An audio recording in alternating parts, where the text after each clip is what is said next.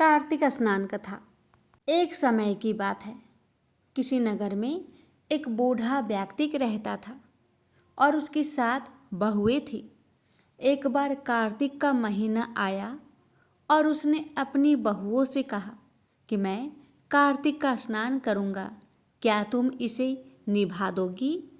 7 में से 6 बहुओं ने मना कर दिया, लेकिन बड़ी बहू ने कहा कि मैं निभा दूंगी। बूढ़ा हर रोज सुबह उठता और नदी पर स्नान कर घर आता। गीली धोती को वह बड़ी बहू के आंगन में सुखा देता। जैसे जैसे उस गीली धोती में से पानी की बूंदें जमीन पर गिरती, वैसे ही वह हीरे मोतियों में बदल जाती। धोती से हीरे मोती गिरते देख बाकी 6 बहुओं से रहा नहीं गया और वे बोली कि हम भी बूढ़े को अपने यहाँ नहाने को बोलते हैं। उन्होंने कहा कि पिताजी, आप कल से हमारे यहाँ कार्तिक नहा लेना। बूढ़े ने कहा, ठीक है, मुझे तो नहाना ही है, मैं तुम्हारे यहाँ नहा लूँगा। बूढ़ा सुबह सपेरे स्नान करके आया और धोती उसने दूसरी बहू के आंगन में सुखाने के लिए डाल दी, लेकिन यहाँ हीरे मोती की बजाय कीचड़ टपकने लगा। बहुओं ने ये देखा तो कहा कि आप हमारे यहाँ पाप का स्नान कर रहे हो, इसलिए यहाँ से जाओ और बड़ी बहू के यहाँ ही स्नान करो। बूढ़ा वापिस बड़ी बहू के यहाँ आया और कार्तिक का स्नान करने लगा। स्नान करके उसने फिर धोती सुखाई तो फिर से हीरे मोती गिरने लगे। अब कार्तिक का महीना समाप्त होने को था। बूढ़ा चिंता में पड़ गया तो बड़ी बहू ने इसका कारण पूछा। उसने कहा कि कार्तिक स्नान समाप्त होने को है और मेरा मन है कि मैं सारे परिवार को एक दिन खाने का न्योता दूं। बड़ी बहू ने कहा कि पिताजी, इसमें चिंता की क्या बात है, आप सभी को बुला ले, मैं खाना बना दूंगी।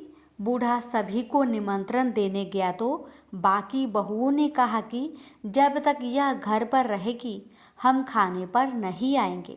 बूढ़ा फिर से चिंता में घिर गया कि ऐसे कैसे होगा और सूखने लगा।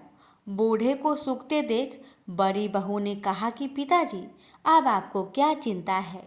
बूढ़े ने बाकी 6 बहुओं वाली बात बड़ी बहू को बता दी, जिसे सुन वह बोली कि पिताजी, ठीक है, मैं खाना बनाकर रख जाऊंगी। और उसने वैसा ही किया।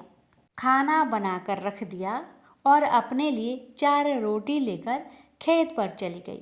इधर 6 बहुओं ने खाना खा लिया, लेकिन जाने से पहले बाकी बचे खाने में कंकर पत्थर डाल गई कि बड़ी बहू आएगी तो परेशान होगी।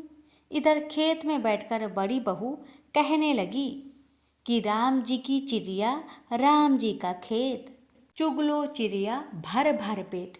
मेरे ससुरे ने घर में जगह दी है और मैंने खेत में।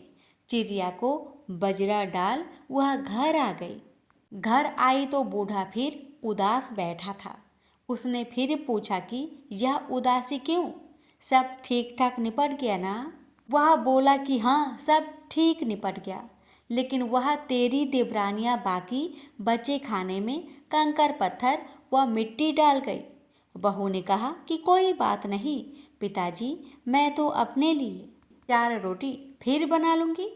बहू बूढ़े से बात करके घर के भीतर जाकर खाने को देखती है, लेकिन वह देखती है कि जिस खाने में वह सब कंकर पत्थर डालती है वह हीरे मोती में बदल गए हैं।